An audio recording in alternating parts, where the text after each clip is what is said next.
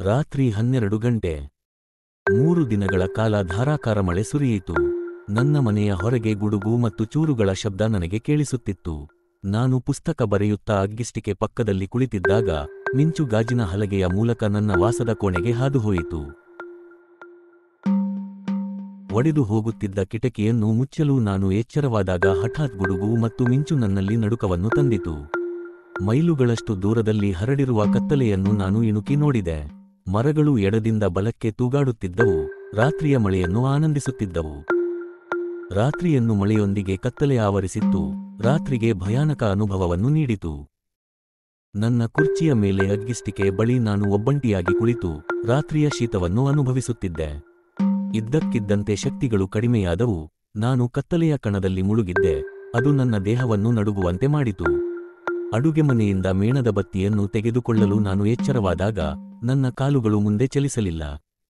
ಅದು ಕತ್ತಲೆಯ ಭಯದಲ್ಲಿ ಸಿಲುಕಿಕೊಂಡಿತ್ತು. ನಾನು ಧೈರ್ಯ ತಂದುಕೊಂಡು ಈಗ ನನ್ನನ್ನು ಸಂಪೂರ್ಣವಾಗಿ ಆವರಿಸಿದ್ದ ಭಯವನ್ನು ಮರೆಯಲು ಒಂದು ರಾಗವನ್ನು ಗುನುಗುತ್ತಾ ಮುಂದೆ ಸಾಗಿದೆ. ನನ್ನ ಮೊಬೈಲ್ ಫೋನ್ನ ಸೌಮ್ಯ ಬೆಳಕಿನಿಂದ ನಾನು ಮೇಣದ ಬತ್ತಿಗಾಗಿ ಹುಡುಕಲು ಪ್ರಾರಂಭಿಸಿದೆ. ನನ್ನ ಹೃದಯ ಬಡಿಯುತ್ತಿತ್ತು. ಅವು ಮೊದಲಿಗಿಂತ ಹೆಚ್ಚು ಮತ್ತು ಬಲವಾಗಿ ಬಡಿಯುವುದನ್ನು ನಾನು ಕೇಳುತ್ತಿದ್ದೆ. ಅದು ನನಗೆ ಇನ್ನೂ ಜೀವಂತವಾಗಿದ್ದೇನೆ ಎಂಬ ಭಾವನೆಯನ್ನು ನೀಡಿತು. ಕೊನೆಗೆ ನಾನು ಮೇಣದ ಬತ್ತಿಯನ್ನು ಕಂಡುಕೊಂಡಾಗ ನಾನು ನೆಮ್ಮದಿಯ ನಿಟ್ಟುಸಿರು ಬಿಟ್ಟೆ. ನಾನು ಅದನ್ನು ಬೆಳಗಿಸಲು ಹೊರಟಿದ್ದಾಗ ಇದ್ದಕ್ಕಿದ್ದಂತೆ ಫೋನ್ ರಿಂಗ್ ಆಯಿತು. ನಾನು ತುಂಬಾ ಕಷ್ಟಪಟ್ಟು ಕಂಡುಕೊಂಡ ಮೇಣದ ಬತ್ತಿಯನ್ನು ಕೈಯಿಂದ ದೂರ ಎಸೆದು ಭಯದಿಂದ ಕಿರುಚಿದೆ. ನಾನು ಕರೆಯನ್ನು ಎತ್ತಿದೆ. ಅದು ನನ್ನ ತಾಯಿ ಎಂದು. ನಡುಗುವ ಧ್ವನಿಯಲ್ಲಿ ಹಲೋ ಎಂದು ಹೇಳಲಾಯಿತು. ತಾಯಿ ನನ್ನನ್ನು ಕೇಳಿದರು, ಏನಾಯಿತು ಎಂದು. ನಾನು ಅವಳಿಗೆ ವಿದ್ಯುತ್ ಕಡಿತಗೊಂಡಿದೆ ಮತ್ತು ಇಲ್ಲಿ 3 ದಿನಗಳಿಂದ ಮಳೆಯಾಗುತ್ತಿದೆ. ಕಳೆದ 3 ದಿನಗಳಿಂದ ಮನೆಯಿಂದ ಹೊರಗೆ ಹೋಗಲು ಕಷ್ಟವಾಗುತ್ತಿದೆ ಎಂದು ಹೇಳಿದೆ. ನಾನು ಒಬ್ಬ ವ್ಯಾಪಾರ ಮಹಿಳೆ ಮತ್ತು ಎಲ್ಲಾ ಸಮಯದಲ್ಲೂ ಕಾರ್ಯನಿರತನಾಗಿದ್ದೆ. ನನ್ನ ಬಿಡುವಿಲ್ಲದ ಜೀವನದಿಂದ ನಾನು ಬೇಸತ್ತಿದ್ದರಿಂದ ನಾನು ವಿರಾಮ ತೆಗೆದುಕೊಂಡು ಊಟಿಯಲ್ಲಿ ನನ್ನ ದಿನಗಳನ್ನು ಕಳೆಯಬೇಕೆಂದು ಭಾವಿಸಿದೆ. ನಾನು ಕೆಲವು ದಿನಗಳವರೆಗೆ ಉಳಿಯಲು ಒಂದು ಕಾಟೇಜ್ ಅನ್ನು ಬಾಡಿಗೆಗೆ ಪಡೆದಿದ್ದೆ. ನನ್ನ ತಾಯಿ ಈಗ ಲಂಡನ್ನಲ್ಲಿದ್ದರು. ನನ್ನ ಅತ್ತಿಗೆ ತನ್ನ ಮೊದಲ ಮಗುವಿಗೆ ಜನ್ಮ ನೀಡುತ್ತಿದ್ದರಿಂದ ಅವರು ಅಲ್ಲಿಗೆ ಹೋಗಿದ್ದರು. ಇಲ್ಲದಿದ್ದರೆ ನನ್ನ ತಾಯಿ ಈಗ ನನ್ನೊಂದಿಗೆ ಇಲ್ಲೇ ಇರುತ್ತಿದ್ದರು. ಈ ಸಮಯದಲ್ಲಿ ನಾನು ಅವಳನ್ನು ತುಂಬಾ ಮಿಸ್ ಮಾಡಿಕೊಂಡೆ. ನನಗೆ ಯಾವಾಗಲೂ ಕತ್ತಲೆಯ ಭಯವಿತ್ತು ಮತ್ತು ಈಗ ಅದು ಇನ್ನಷ್ಟು ಹೆಚ್ಚಾಯಿತು. ರಬ್ಬರ್ ಎಸ್ಟೇಟ್ನ ಮಧ್ಯೆ ಕಾಟೇಜ್ ಅನ್ನು ಸುಂದರವಾಗಿ ವಿನ್ಯಾಸಗೊಳಿಸಲಾಗಿತ್ತು. ನಾವು ಸಾಮಾನ್ಯವಾಗಿ ರಜಾದಿನಗಳಿಗಾಗಿ ಬೇರೆ ಕಾಟೇಜ್ ಅನ್ನು ಬಾಡಿಗೆಗೆ ಪಡೆದಿದ್ದೇವೆ. ಆದರೆ ಈ ಬಾರಿ ಈ ಯೋಜನೆಯನ್ನು ಇದ್ದಕ್ಕಿದ್ದಂತೆ ಮಾಡಲಾಗಿದ್ದರಿಂದ ನಾನು ಆ ಕಾಟೇಜ್ ಅನ್ನು ಪಡೆಯಲು ಸಾಧ್ಯವಾಗಲಿಲ್ಲ. ಆದ್ದರಿಂದ ಇದನ್ನು ತೆಗೆದುಕೊಳ್ಳಬೇಕಾಯಿತು. ನನ್ನ ತಾಯಿಯ ಕರೆ ನನಗೆ ದೊಡ್ಡ ನೆಮ್ಮದಿಯ ನಿಟ್ಟುಸಿರು ಬಿಟ್ಟಿತು ಮತ್ತು ನನ್ನ ಭಯ ಮಾಯವಾಗಿತ್ತು. ನಾನು ಮತ್ತೆ ನನ್ನ ಶಕ್ತಿಯನ್ನು ಮರಳಿ ಪಡೆದು ಮೇಣದ ಬತ್ತಿಯನ್ನು ಹುಡುಕಿ ಅದನ್ನು ಬೆಳಗಿಸಿದೆ. ನಾನು ಬೆಳಗಿದ ಮೇಣದ ಬತ್ತಿಯನ್ನು ಕೈಯಲ್ಲಿ ತೆಗೆದುಕೊಂಡು ಕೋಣೆಗೆ ಹೋಗಲು ಪ್ರಾರಂಭಿಸಿದೆ. ನನ್ನ ನೆರಳು ಸಾಮಾನ್ಯಕ್ಕಿಂತ ದೊಡ್ಡದಾಗಿ ಕಾಣುತ್ತಿತ್ತು. ಅದು ನನ್ನ ಬಗ್ಗೆ ನನಗೆ ಭಯವನ್ನುಂಟುಮಾಡಿತು. ನಾನು ಕಿಟಕಿಯಿಂದ ಹೊರಗೆ ಇಣುಕಿದೆ. ಅದು ಹುಣ್ಣಿಮೆಯ ದಿನವಾಗಿತ್ತು. ಹೊರಗಿನ ದೃಶ್ಯ ಅದ್ಭುತವಾಗಿ ಕಾಣುತ್ತಿತ್ತು. ಗಾಳಿಯಲ್ಲಿ ಭಾರವಾಗಿ ತೂಗಾಡುವ ಮರಗಳ ನಡುವೆ ಚಂದ್ರ ನಗುತ್ತಿದ್ದ. ಮಳೆಯ ಸದ್ದು ಜೋರಾಗಿ ಬರುತ್ತಾ ಬಂತು. ಮಳೆ ಜೋರಾಗಿದೆ ಮತ್ತು ಅದು ನಿಲ್ಲುವ ಯಾವುದೇ ಲಕ್ಷಣಗಳನ್ನು ತೋರಿಸಲಿಲ್ಲ. ಅಂದರೆ ನಾನು ಹೆಚ್ಚು ಹೊತ್ತು ಕತ್ತಲೆಯಲ್ಲಿ ಕುಳಿತುಕೊಳ್ಳಬೇಕಾಗಿತ್ತು. ನಾನು ಬೆಂಕಿಯ ಸ್ಥಳದ ಬಳಿ ಕುಳಿತುಕೊಳ್ಳಲು ಹಿಂತಿರುಗಿದೆ. ನನ್ನ ಸ್ವಂತ ನೆರಳು ನನಗೆ ಭಯವನ್ನುಂಟುಮಾಡುತ್ತಿತ್ತು.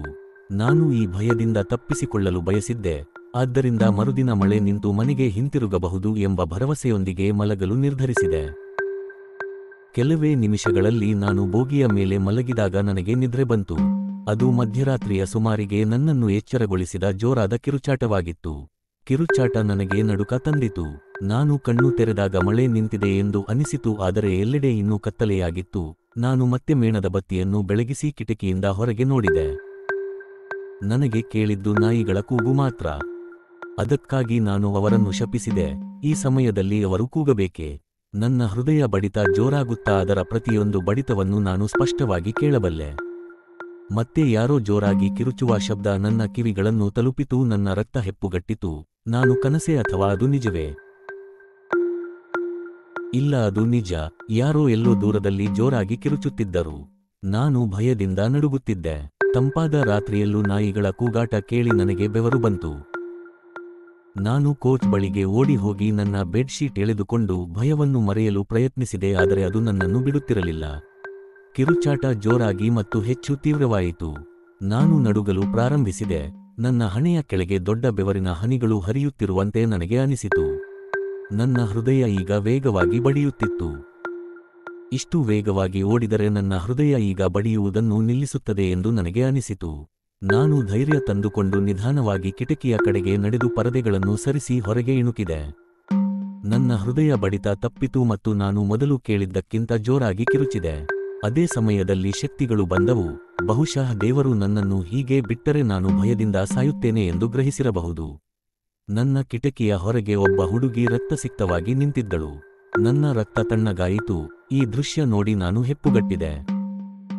ಇಲ್ಲ, ನನಗೆ ಚಲಿಸಲು ಸಾಧ್ಯವಾಗಲಿಲ್ಲ. ನಾನು ತುಂಬಾ ಭಯದಿಂದಿದ್ದೆ. ನನ್ನ ಮನಸ್ಸು ಆಫ್ ಆಗಿತ್ತು. ನಾನು ಕಾಟೇಜ್ ಬುಕ್ ಮಾಡುವ ಮೊದಲು ನನ್ನ ಸಹೋದ್ಯೋಗಿಗಳು ನನಗೆ ಹೇಳಿದ ಕಥೆಗಳನ್ನು ನೆನಪಿಸಿಕೊಂಡೆ. ಒಬ್ಬ ಚಿಕ್ಕ ಹುಡುಗಿಯನ್ನು ಅವಳ ಮನೆ ಮಾಲೀಕರು ಕ್ರೂರವಾಗಿ ಕೊಲೆ ಮಾಡಿದ್ದಾರೆ ಮತ್ತು ಅವಳ ದೆವ್ವ ಇನ್ನೂ ಅವನ ಮೇಲೆ ಸೇಡು ತೀರಿಸಿಕೊಳ್ಳಲು ಅವನ ಆಗಮನಕ್ಕಾಗಿ ಕಾಯುತ್ತಿದೆ ಎಂದು ಅವರು ನನಗೆ ಹೇಳಿದ್ದರು. ಈ ಕಾಟೇಜ್ನಲ್ಲಿ ಉಳಿದುಕೊಂಡಿರುವ ಅನೇಕ ಜನರು ದೂರದ ಹುಡುಗಿಯ ಕಿರುಚಾಟ ಮತ್ತು ಕೂಗುಗಳನ್ನು ಕೇಳಿದ್ದೇವೆ ಮತ್ತು ರಕ್ತಸಿಕ್ತ ಹುಡುಗಿ ಕೆಲವೊಮ್ಮೆ ಸಹಾಯಕ್ಕಾಗಿ ಅಳುತ್ತಾಳೆ ಎಂದು ಅವರು ನಂಬುತ್ತಾರೆ. ಮತ್ತು ಅಂತಹ ಅನೇಕ ಘಟನೆಗಳ ನಂತರ ಜನರು ಈ ಕಾಟೇಜ್ ಅನ್ನು ಬಾಡಿಗೆಗೆ ಪಡೆಯುವುದನ್ನು ನಿಲ್ಲಿಸಿದರು. ಅದಕ್ಕಾಗಿಯೇ ನಾನು ಈ ಕಾಟೇಜ್ ಅನ್ನು ಅತ್ಯಂತ ಸಮಂಜಸವಾದ ದರದಲ್ಲಿ ಕಂಡುಕೊಳ್ಳಲು ಸಾಧ್ಯವಾಯಿತು. ನಾನು ಎಂದಿಗೂ ದೆವ್ವಗಳನ್ನು ನಂಬಲಿಲ್ಲ ಮತ್ತು ಈ ಎಲ್ಲಾ ಕಥೆಗಳು ನನಗೆ ತಮಾಷೆಯಾಗಿ ಕಾಣುತ್ತಿದ್ದವು ಮತ್ತು ನಾನು ನಕ್ಕರು ಮತ್ತು ಅವರನ್ನು ಗೇಲಿ ಮಾಡಿದೆ. ನಾನು ಈ ಕಾಟೇಜ್ ಅನ್ನು ಕೈಗೆತ್ತಿಕೊಂಡು ದೆವ್ವಗಳು ಅಸ್ತಿತ್ವದಲ್ಲಿಲ್ಲ ಎಂದು ಎಲ್ಲರಿಗೂ ತೋರಿಸಲು ಇಲ್ಲಿ ಒಬ್ಬಂಟಿಯಾಗಿರಲು ಸವಾಲು ಹಾಕಲು ಇದು ಒಂದು ಕಾರಣವಾಗಿತ್ತು. ನಾನು ಈಗ ಮೂರ್ಖನೆಂದು ಭಾವಿಸಿದೆ ಮತ್ತು ನಾನು ದೆವ್ವವನ್ನು ಎದುರಿಸಿದ್ದೇನೆ ಮತ್ತು ದೆವ್ವಗಳು ಅಸ್ತಿತ್ವದಲ್ಲಿವೆ. ನನ್ನ ಮುಂದೆ ಹುಡುಗಿಯನ್ನು ನಾನು ನಿಜವಾಗಿಯೂ ನೋಡಿದ್ದೇನೆ ಎಂದು ನಾನು ಹೇಗೆ ನಂಬಲು ಸಾಧ್ಯವಿಲ್ಲ. ನಾನು ಧೈರ್ಯವನ್ನು ಒಟ್ಟುಗೂಡಿಸಿ ಕೆಲವು ಪ್ರಾರ್ಥನೆಗಳನ್ನು ಪಠಿಸುತ್ತಾ ಕೋಚ್ಗೆ ಹೋದೆ. ನಾವು ಪ್ರಾರ್ಥನೆಗಳನ್ನು ಪಠಿಸುವಾಗ ದೆವ್ವಗಳು ನಮ್ಮ ಮೇಲೆ ದಾಳಿ ಮಾಡುವುದಿಲ್ಲ ಎಂದು ನಾನು ಕೇಳಿದ್ದೇನೆ. ಅವಳ ಕಿರುಚಾಟ ಮತ್ತು ಕೂಗು ನನಗೆ ಇನ್ನೂ ಕೇಳಿಸುತ್ತಿತ್ತು. ನಾನು ನನ್ನ ಕಿವಿಗಳನ್ನು ಮುಚ್ಚಿ ಕುಳಿತೆ. ನಾನು ಈಗ ಅಕ್ಷರಶಃ ನಡುಗುತ್ತಿದ್ದೆ. ಇಲ್ಲ, ಚಳಿಯಿಂದಲ್ಲ, ಆದರೆ ಭಯದಿಂದ. ಗಡಿಯಾರವು ಒಂದು ಬಾರಿ ಹೊಡೆದಾಗ ನನ್ನ ಹೃದಯ ಬಡಿತದ ಜೊತೆಗೆ ಗಡಿಯಾರದ ಟಿಕ್ ಟಿಕ್ ಶಬ್ದವೂ ನನಗೆ ಕೇಳಿಸಿತು. Third third third. ಇಲ್ಲ, ಅವು ನನ್ನ ಹೃದಯ ಬಡಿತಗಳಲ್ಲ, ಆದರೆ ಯಾರೋ ನನ್ನ ಬಾಗಿಲನ್ನು ಜೋರಾಗಿ ಬಡಿಯುತ್ತಿದ್ದಾರೆ. ಅವರು ನನಗೆ ಹೇಳಿದಂತೆ ಅದು ಸಹಾಯಕ್ಕಾಗಿ ಅಳುತ್ತಿರುವ ಹುಡುಗಿ. ದೆವ್ವ ನನ್ನನ್ನು ಬಿಟ್ಟು ಹೋಗುವುದಿಲ್ಲ ಎಂದು ಭಾವಿಸಿ ನಾನು ಹೆಪ್ಪುಗಟ್ಟಿದೆ. ದೆವ್ವ ನನ್ನೊಂದಿಗೆ ಕಣ್ಣಾಮುಚ್ಚಾಲೆ ಆಡುತ್ತಿರುವಂತೆ ನಾನು ಓಡಿಹೋಗಿ ಮೇಜಿನ ಕೆಳಗೆ ಕುಳಿತೆ. ಒಬ್ಬ ವ್ಯಕ್ತಿಯು ಭಯದಲ್ಲಿ ಮುಳುಗಿದಾಗ ನಮ್ಮ ದೇಹದ ಒಡೆಯ ಅದು ಮನುಷ್ಯರನ್ನು ಪ್ರಾಣಿಗಳಿಗಿಂತ ಶ್ರೇಷ್ಠರನ್ನಾಗಿ ಮಾಡುತ್ತದೆ. ಅವನು ಆಫ್ ಆಗುತ್ತಾನೆ ಮತ್ತು ನಂತರ ಯೋಚಿಸಿದಾಗ ನಿಜವಾಗಿಯೂ ತಮಾಷೆಯಾಗಿ ಕಾಣುವ ಕೆಲಸಗಳನ್ನು ಮಾಡುತ್ತಾನೆ. ಚಲನಚಿತ್ರಗಳಲ್ಲಿ ತೋರಿಸುವಂತೆ ದೆವ್ವ ಬಾಗಿಲಿನ ಮೂಲಕ ಮನೆಗೆ ಪ್ರವೇಶಿಸಿದರೆ ಅದು ತಕ್ಷಣ ನನ್ನನ್ನು ಹುಡುಕಲು ಸಾಧ್ಯವಾಗುವುದಿಲ್ಲ ಎಂದು ಯೋಚಿಸುತ್ತಾ ನಾನು ಮೇಜಿನ ಕೆಳಗೆ ಕುಳಿತೆ. ನೀವು ಭಯಗೊಂಡಾಗ ಆಲೋಚನೆಗಳು ವಿಚಿತ್ರವಾಗುತ್ತವೆ. ಐನ್ಸ್ಟೈನ್ನಂತಹ ಅತ್ಯಂತ ಪ್ರತಿಭಾನ್ವಿತ ಪುರುಷರು ಭಯದಲ್ಲಿರುವಾಗ ಅಂತಹ ವಿಷಯಗಳನ್ನು ಯೋಚಿಸುತ್ತಿದ್ದರು. ನಾನು ದೆವ್ವದಿಂದ ತಪ್ಪಿಸಿಕೊಳ್ಳುವ ಮಾರ್ಗಗಳ ಬಗ್ಗೆ ಯೋಚಿಸುತ್ತಿದ್ದೆ, ಆದರೆ ಅದು ನನ್ನನ್ನು ಬಿಟ್ಟು ಹೋಗಲು ಯಾವುದೇ ಮಾರ್ಗವಿಲ್ಲ. ಅವಳು ಇನ್ನೂ ಹೊರಗೆ ಕಾಯುತ್ತಿದ್ದಾಳೆ ಎಂದು ಸೂಚಿಸುವ ಬ್ಯಾಂಗ್ಗಳು ಜೋರಾಗಿ ಬಂದವು. ಅವಳು ಹೊರಡುವುದಕ್ಕಾಗಿ ನಾನು ಸುಮಾರು 1 ಗಂಟೆ ಮೇಜಿನ ಕೆಳಗೆ ಕುಳಿತಿದ್ದೆ. ನಿಧಾನವಾಗಿ ಸ್ವಲ್ಪ ಸಮಯದ ನಂತರ ಬ್ಯಾಂಗ್ಗಳು ನಿಂತವು. ನನಗೆ ಒಂದು ದೊಡ್ಡ ನಿಟ್ಟುಸಿರು ಬಿಡುತ್ತಿತ್ತು.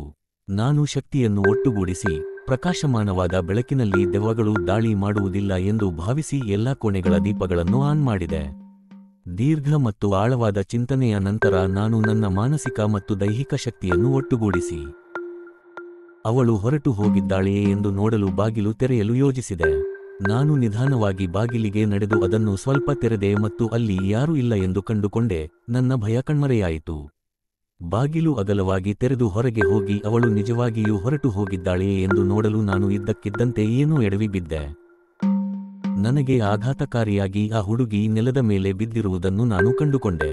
ನಾನು ಭಯದಿಂದ ಕಿರುಚುತ್ತಾ ನಿಧಾನವಾಗಿ ಅವಳ ಹತ್ತಿರ ಹೋಗಿ ಅವಳು ದೆವ್ವವೇ ಎಂದು ನೋಡಲು ಹೋದೆ. ಇಲ್ಲ, ಅವಳು ಅಲ್ಲ, ಅವಳು ನನ್ನಂತೆಯೇ ಮನುಷ್ಯಳೇ. ಅವಳಿಗೆ ತುಂಬಾ ನೋವಾಗಿತ್ತು ಮತ್ತು ಅದಕ್ಕಾಗಿಯೇ ಅವಳಿಗೆ ತುಂಬಾ ರಕ್ತಸ್ರಾವವಾಗುತ್ತಿತ್ತು. ನನ್ನ ಮೂರ್ಖತನಕ್ಕೆ ನನಗೆ ನಾಚಿಕೆಯಾಯಿತು. ನಾನು ಅವಳನ್ನು ನನ್ನ ಮನೆಗೆ ಕರೆದುಕೊಂಡು ಹೋಗಿ ಅವಳನ್ನು ಎಬ್ಬಿಸಲು ಪ್ರಯತ್ನಿಸಿದೆ. ನಾನು ಅವಳನ್ನು ಎಬ್ಬಿಸಲು ನೀರು ಚಿಮುಕಿಸಿದೆ. ಅವಳು ದಿಗ್ಭ್ರಮೆಗೊಂಡು ಎಚ್ಚರಗೊಂಡು ಸಹಾಯ ಮಾಡುವಂತೆ ಅಳಲು ಪ್ರಾರಂಭಿಸಿದಳು.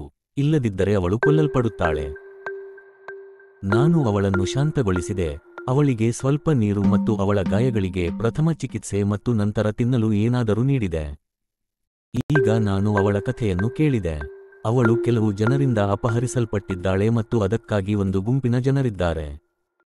ಅವರು ಮಕ್ಕಳನ್ನು ಅಪಹರಿಸಿ ಭಿಕ್ಷಾಟನೆಗೆ ಕಳುಹಿಸುತ್ತಾರೆ ಮತ್ತು ಅವರ ಮೂಲಕ ಹಣ ಸಂಪಾದಿಸುತ್ತಾರೆ. ಅವರು ಹೇಳುವುದನ್ನು ಪಾಲಿಸದಿದ್ದರೆ ಅವರನ್ನು ಕ್ರೂರವಾಗಿ ಥಳಿಸಲಾಗುವುದು ಎಂದು ಹೇಳಿದರು.